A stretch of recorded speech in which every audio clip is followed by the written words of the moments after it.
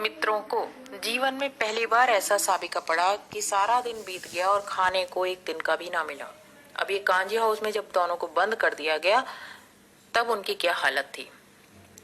उन्हें समझ में नहीं आता था ये कैसा स्वामी है। इससे तो गया जहां से भाग के आए हैं, जूरी का साला उसका नाम है गया, फिर भी अच्छा था। वहां कई भैंसें थी, बकरियां थी, घोड़े गधे, पर किसी के सामने चारा नहीं था। इस कांजी हाउस में उन्होंने देखा कि यहाँ तो इतने सारे पशु हैं लेकिन कोई भी किसी को भी चारा नहीं दिया गया और सभी जमीन पर मुर्दों की भांति पड़े हैं। कई तो इतने कमजोर हो गए कि खड़े भी नहीं हो सकते। सारा दिन दोनों मित्र फाटक की ओर टकटकी यानी अपलक देखते रहे कि कोई आएगा, शायद उनको कुछ खाने के लिए देगा, लेकिन कोई नहीं आया। तो दोनों ने भूख के मारे दीवार को चाटना शुरू किया। उसकी मिट्टी नमकीन सी थी, उसे चाटना शुरू किया, लेकिन इससे क्या होता।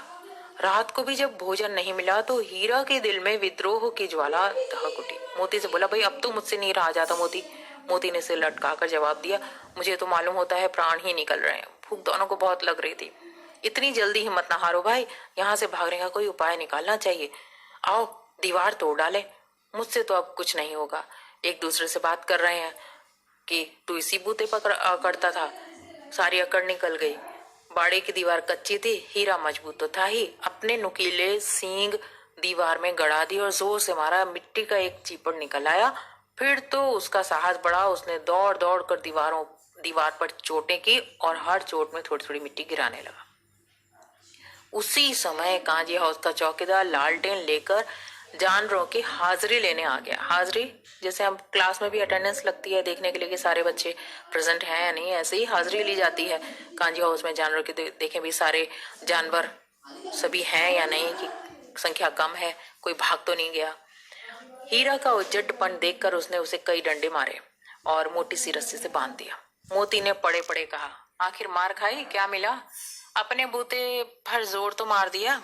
ऐसा जोर मारना किस काम का कि और बंधन में पड़ गए। एक दूसरे से अब ये बातें कर रहे हैं। जोर तो मारता ही जाऊंगा चाहे कितने ही बंधन पड़ जाए, जान से हाथ धोना पड़ेगा, हीरा को कहता है मोती। कुछ परवाह नहीं। तो हीरा में अभी जोश है, रस्सी बंध गई उसके गले में बेचारा, लेकिन फिर भी वो कहता है कि नहीं, मैं यहाँ से भागने का रास्ता खोजूंगा। कुछ परवाह नहीं हो, भी मरना ही तो है। सोचो दीवार खुद जाती तो कितनी जाने बच जाती। अब उसके मन में जो परोपकार की भावना है, दूसरों के प्रति दया, दूसरे जो पशु हैं यहाँ पर इतने कमजोर मरे जैसे दिखाई दे रहे हैं, तो उनके प्रति भी उसके मन में सद्भावना है। उनको भी बचाना चाहता है, वह अपनी ही बात नहीं कर रहा। तो हीरा के अंदर यह भी एक अच्छा गुण आपको देखने को मिलेगा यहाँ पर कि उसने मोती ने भी दीवार में, पहले हीरा ने मारा फिर मोती ने भी दीवार में सींग मारा और दोनों ने मिलकर 2 घंटे जोर लगाकर दीवार को एक हाथ गिरा दिया। अब उसने दूनी शक्ति से, मोती ने दूनी शक्ति से दूसरा धक्का मारा तो आधी दीवार गिर गई। और दीवार का गिरना ही था कि अधमरे से पड़े हुए जानवर सभी एकदम चेत उठे, कॉन्शियस हो गए, कह रहे क्या हुआ, अलर्ट हो गए। तीनों घोड़ियां सरपट भाग निकली, जिसको जो मौका मिला भाग गया, जैसा मौका मिला। बकरियां भी भाग ली, भैंसे भी भाग गई, गधे, अब गधों के बारे में शुरू में बता ही दिया कि गधे तो भाई सीधे साधे होते हैं, मूर्ख कहा जाता है उनको, तो वो ज्यों के त्यों खड़े थे। हीरा ने पूछा, तुम दोनों क्यों नहीं भाग जाते? एक गधे ने कहा, जी फिर अगर फिर पकड़ लिए गए तो क्या होगा? अरे तो क्या हर्ज है, अभी तो भागने का अवसर है, जाओ भागो, हमें तो डर लगता है, हम यहीं, वो दब्बूपन उनके अंदर है तो वो बैठ रहे। आधी रात से ऊपर हो चुकी थी। दोनों गधे अभी भी वहीं पर खड़े सोच रहे थे कि भागे ना भागे। मोती अपने मित्र की रस्सी तोड़ने में लगा हुआ था। जब वह हार गया तो हीरा ने कहा, तुम जाओ, मुझे यहीं पड़ा रहने दो, शायद कहीं भेंट हो जाए। मोती ने कहा, नहीं, मैं तो तुम्हें छोड़कर नहीं जाऊंगा। उसको दुख लगा कि अब भागने का अवसर है लेकिन ये भाग नहीं पाएंगे दोनों। और वह कहता है कि तुम मुझे इतना स्वार्थी समझते हो हीरा, हम तुम इतने दिन एक साथ रहे, आज तुम मुश्किल में हो तो मैं तुम्हें छोड़कर अलग हो जाऊं? तो ये उन दोनों की कितनी प्रगाढ़ मित्रता है, इससे पता चलता है। हीरा ने कहा, बहुत मार पड़ेगी, लोग समझ जाएंगे कि ये तुम्हारी शरारत है। मोती गर्व से बोला, जिस अपराध के लिए तुम्हारे गले में बंधन पड़ा, उसके लिए अगर मुझे मार पड़े तो क्या चिंता, इतना तो हो ही गया ना कि 9-10 प्राणियों की जान बच गई, वे सब तो आशीर्वाद देंगे ही। यह कहते हुए मोती ने दोनों गधों को सींगों से मार मार कर बाड़े के बाहर निकाला। तब वह अपने बंधु के पास आकर सो रहा, क्योंकि मोती के तो गले में रस्सी नहीं थी। हीरा दीवार तोड़ रहा था, यह देखकर चौकीदार ने उसके गले में रस्सी बांध दी थी। अब भोर होते ही मुंशी और चौकीदार तथा अन्य कर्मचारियों में कैसी खलबली मची, इसे लिखने की जरूरत नहीं, क्योंकि इतने सारे जानवर सभी के सभी लगभग भाग गए, 2 ही तो बचे। इतना ही काफी था कि मोती की खूब मरम्मत हुई और उसे भी मोटी रस्सी से बांध दिया गया। कहानी का अगला हिस्सा। 1 सप्ताह तक दोनों मित्र बंधे पड़े रहे, ना किसी ने चारा दिया। हाँ, एक बार पानी दिखा दिया जाता था, यही उनका आधार था। दोनों इतने दुर्बल हो गए कि उठा तक न जाता था, टट्रियां निकल आई थी।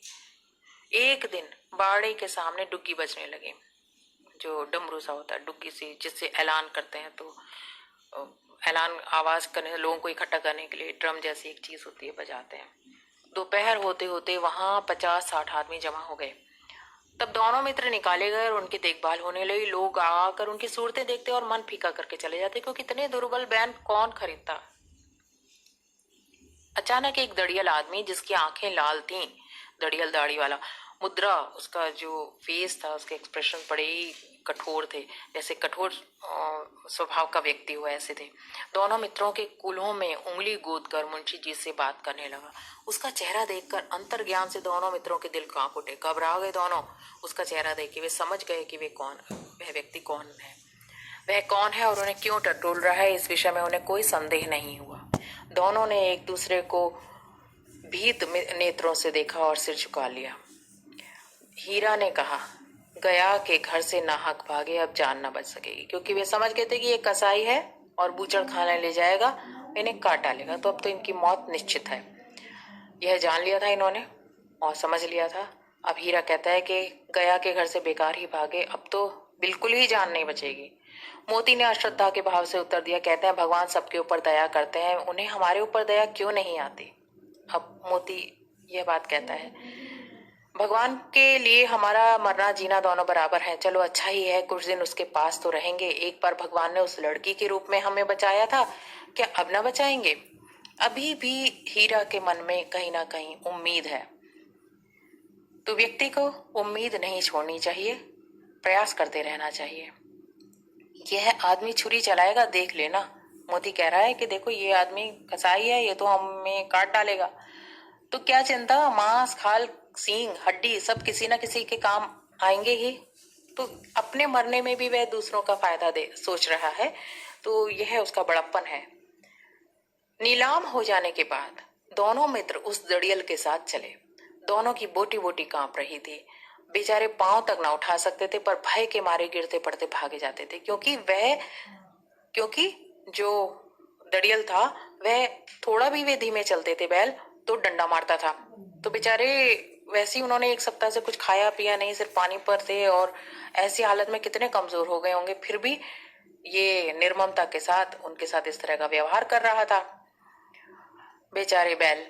रास्ते में गाय बैलों का एक रेवड़ जो ग्रुप था, जो गाय बैलों का, हरे हरे हार में चढ़ता हुआ नजर आया। सभी जानवर खुश थे, चिकने चप्पल, कोई उछलता था, कोई आनंद से बैठा पागुर कर रहा था, यानी जो जुगाली करता रहता है। कितना सुखी जीवन था इनका, पर कितने स्वार्थी हैं सब, किसी को चिंता नहीं उनके 2 भाई बदिक के हाथ कैसे दुखी हैं।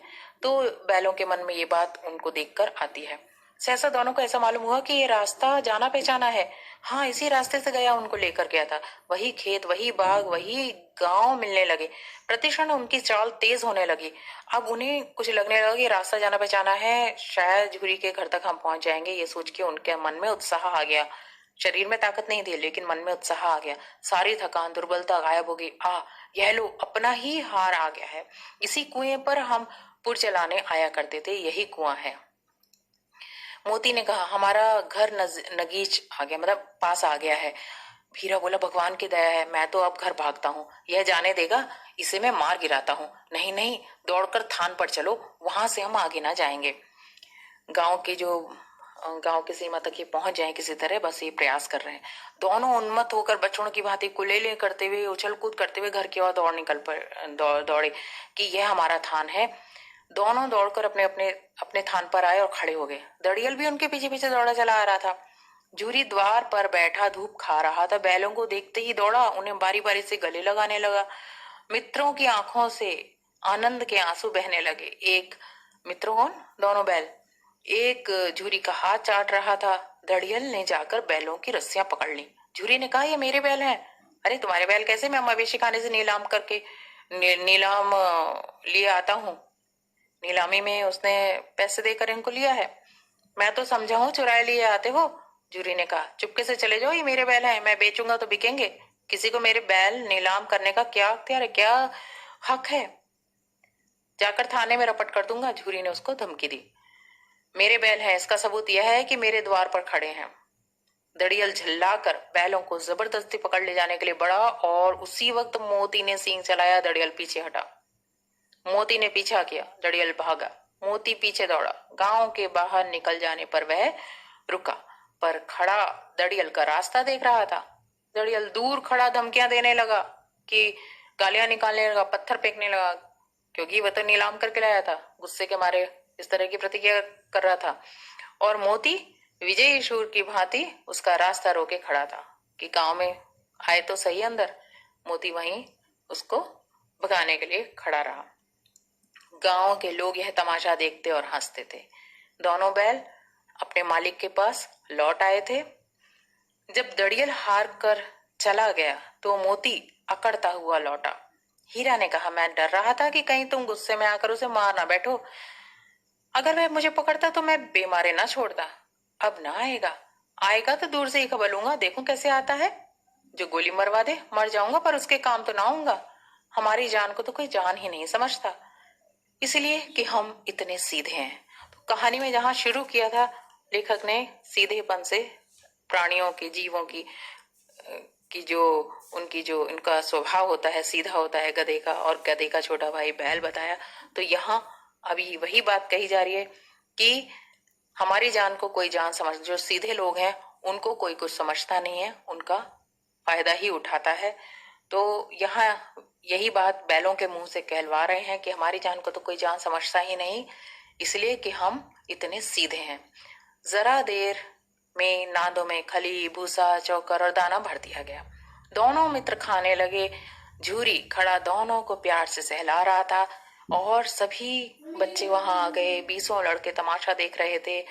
सारे गांव में उत्साह यानी उत्सव जैसा मालूम पड़ रहा था। सभी बहुत खुश थे कि बैल अपने मालिक के पास लौट आए हैं। उसी समय मालकिन ने भी आकर उनके माथे चूम लिए और यहाँ कहानी समाप्त हो जाती है। तो इस कहानी से हमें क्या संदेश मिलता है और इसके कुछ प्रश्नोत्तर भी मैं यहाँ